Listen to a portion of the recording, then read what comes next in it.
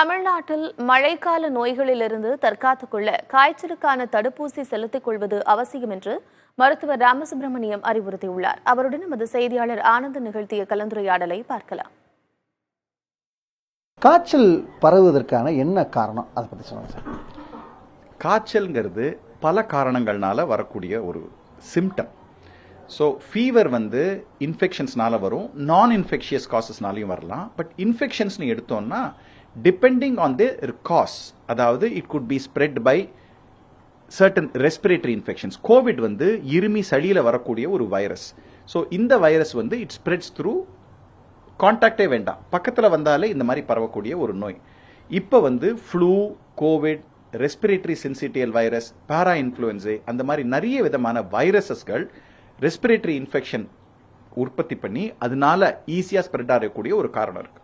ரெண்டாவது சில விதமான இன்ஃபெக்ஷன்ஸ், இப்போ டைஃபாய்டு எடுத்தோம், இல்லாட்டா காலரா எடுத்தோம், அதெல்லாம் கேஸ்ட்ரோ இன்டெஸ்டினல் ட்ராக்ட். இந்த இன்ஃபெக்ஷன் இருக்கிறவங்களோட மலம் மற்றவங்க சாப்பிடக்கூடிய ஒரு தண்ணியிலையோ சாப்பாட்டிலையோ கலந்தேன்னா அவங்களுக்கு போகிறதுக்கு வாய்ப்பு இருக்கு. So it's a spread by orofecal route அப்படின்னு சொல்லுவோம். வேற சில இன்ஃபெக்ஷன்ஸ் கொசு மூலமாக பரவுறது, malaria, chikungunya, dengue. So இதெல்லாம் மஸ்கிட்டோ டிரான்ஸ்மிஷன். டிபெண்டிங் ஆன் எந்த ரீசனுக்காக ஃபீவர் வருதோ அதுக்கு ஏற்ற மாதிரி டிரான்ஸ்மிஷன் இஸ் ஆல்சோ டிஃபரெண்ட். இப்போ நிறைய கேசஸ் இந்த மூணு இதையும் நாங்கள் பார்க்கறதுனால ஒவ்வொருத்தருக்கே நிறைய அடிக்கடி ஜுரம் வரதுக்கு நேரிடுது இந்த இன்ஃபெக்ஷன்ஸ்னால. இதுலேருந்து எப்படி நம்ம பாதுகாத்துக்கணும், எப்படி முன்னெச்சரிக்கை நடவடிக்கையாக நம்ம இருக்கணும், அதை பற்றி கொஞ்சம் சொல்லுங்கள். முன்னெச்சரிக்கையாக இருக்கிறது ரொம்ப புத்திசாலித்தனம். Because prevention is better than cure.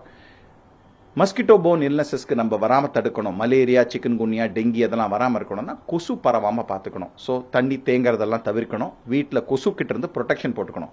நம்ம இப்போல்லாம் நிறைய பேர் ஷார்ட்ஸு, பனியன்லாம் போட்டு நிறைய பேர் சுற்றுறாங்க. சாயங்காலம் உட்காந்துருக்கும் போது வீட்டுக்கு வெளியில் உட்காந்துருக்கும் போது கொசு ஈஸியாக கடிக்குது. So mosquito protection is important. Respiratory இன்ஃபெக்ஷன்ஸ்க்கு இப்போ ஃப்ளூக்கு தடுப்பூசி இருக்கு. வேக்சின் போட்டுக்கிறது ரொம்ப அவசியம். தமிழ்நாட்டில் இருக்கிறவங்க September of every year, September அக்டோபர்ல அந்த மான்சூன் சீசன் ஆரம்பிக்கிறதுக்கு முன்னாடி ஃப்ளூ வேக்சின் போட்டுக்கிறது அவசியம்.